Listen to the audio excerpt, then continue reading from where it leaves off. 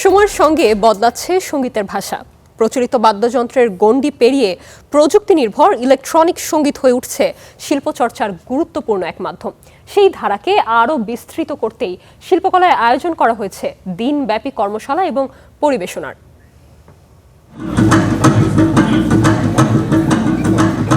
শুধু সুর নয়, প্রযুক্তি আর সৃজনশীলতার মেলবন্ধনে তৈরি হচ্ছে সঙ্গীতের নতুন ভাষা। সেই নতুন শব্দ ও নতুন সম্ভাবনার সন্ধানেই বাংলাদেশ শিল্পকলা একাডেমিতে আয়োজন করা হয় ইলেকট্রনিক মিউজিকের বিশেষ কর্মশালা ও মঞ্চ পরিবেশনা।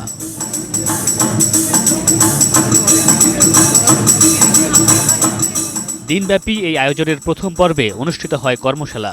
এরপর অংশগ্রহণকারীদের মাঝে সনদ বিতরণ করা হয়। অংশগ্রহণকারীরা বলেন, ইলেকট্রনিক মিউজিক নিয়ে দেশে এখনও পর্যাপ্ত চর্চা নেই, তাই এমন আয়োজন নতুন শিল্পীদের জন্য সৃজনশীলতা বিকাশের সুযোগ তৈরি করবে। Event set, stage, sound, light and everything সবকিছু মিলেই আসলে হয়। সেটা আজকে প্রথমবার আমরা এখানে দেখলাম যে কিভাবে স্টেপ বাই স্টেপ ব্রেকডাউন করে হচ্ছে আমাদেরকে দেখানো হয়েছে।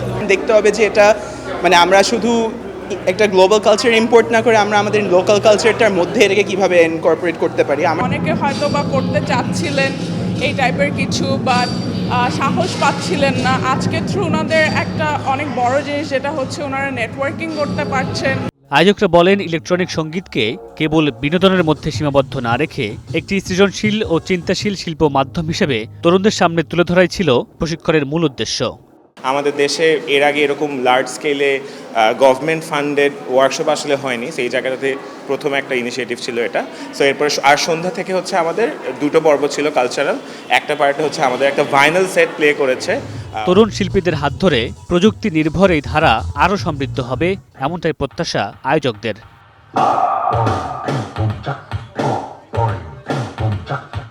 Mamunur Rashid panel, Star entertainment.